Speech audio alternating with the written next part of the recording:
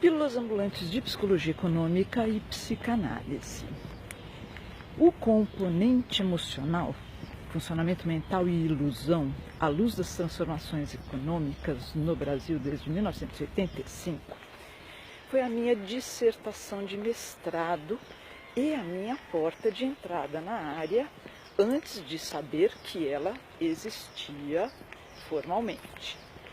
Eu trabalhava como psicanalista, só na clínica até então, e com a inflação super alta que a gente estava vivendo, a partir de 85, por isso a data, em especial, mas o Brasil sempre teve problema com a inflação, né?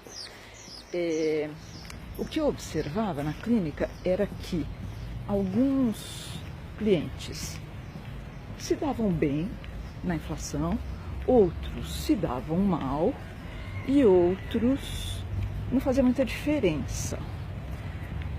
Como a análise costuma levar alguns anos, eu podia observar até antes da inflação ficar tão alta, até depois, enfim. Eu fui ficando meio encafifada com duas coisas. Primeiro, a que atribuir estas diferenças? Se a experiência da inflação é mais ou menos parecida para todos, mais ou menos, porque, por exemplo, quem tinha os tais gatilhos automáticos no salário, que eram reajustes, que foram acontecendo porque a inflação não dava trégua, essas pessoas mais ou menos iam tocando. Mas tinha uns que iam descobrindo estratégias para sobreviver e se dando bem. Outros de jeito nenhum e iam ficando para trás total. Bom, isso era uma coisa que me encafifava. Eu me perguntava, será que tem algum elemento psicológico aí presente na maneira como as pessoas vivem a inflação? E a segunda coisa é que entra ano, entra mês e sai mês. Os governos, né, Sarney, Collor, Itamar, criavam planos para derrubar a inflação e não conseguiam de jeito nenhum, nem por milagre. Às vezes a coisa segurava um mês, dois, três, depois voltava com fúria, né?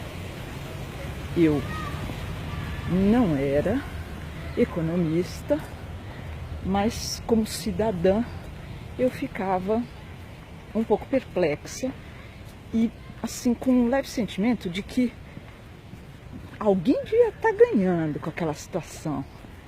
Quer dizer, o desejo, a determinação de acabar com a inflação talvez fosse só até a página 3, né? E, claro, como só acontecer lamentavelmente,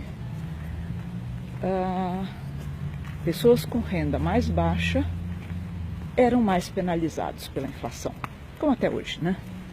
Não tem, naquela época menos ainda, né? Não tinham acesso a contas bancárias e se tivessem não eram as contas remuneradas como a gente de classe média tentava proteger. Tentava mais ou menos, né? Porque não era fácil bater a inflação. A gente não conseguia, claro. Ia perdendo, né, o tal poder de compra, poder aquisitivo e tal. Bom, então, munida disso, eu tinha ido fazer um trabalho num hospital dia. Eu vi que eu fiz um relatório no final e falava assim, ai, mas não tem uma cara assim acadêmica, né? E alguém me falou, isso é no mestrado. Então lá fui eu para a USP. Eu tinha graduado na PUC, mas na USP o mestrado você faz uma prova, estuda lá, faz a prova. E eu entrei primeiro como aluna especial, conheci a professora que viria a ser minha orientadora e com isso eu consegui, eu passei na prova e ela me orientou. Mas eu não sabia que existia psicologia econômica.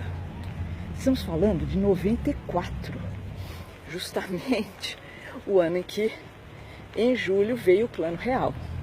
Então, a minha ideia de estudar a inflação foi ampliada para estudar também os impactos da estabilização da moeda, do Plano Real. E eu fui mais com um ferramental da psicanálise, para tentar entender justamente qual era esse componente emocional. Bom, resumo da ópera. Lá pelo meio do mestrado foi que eu comecei a conseguir, porque a internet era movida a lenha naquela época, né?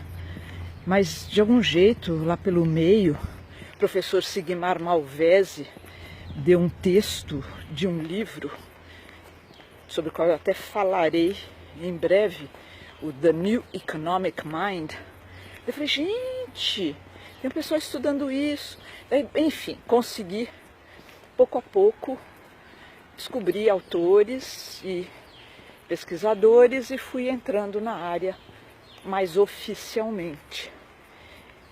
Depois que eu defendi em 99, ainda não tinha, eu não tinha o site, meu site, o primeiro deles, o verarita.psc.br, foi criado no ano 2000, justamente depois da dissertação.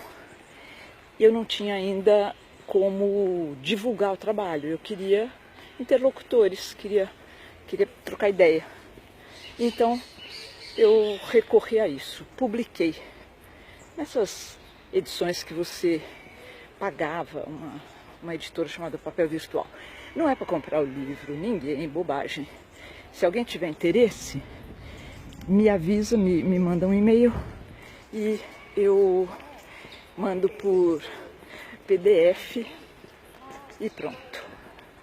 Mas essa foi a minha porta de entrada na psicologia econômica, sim.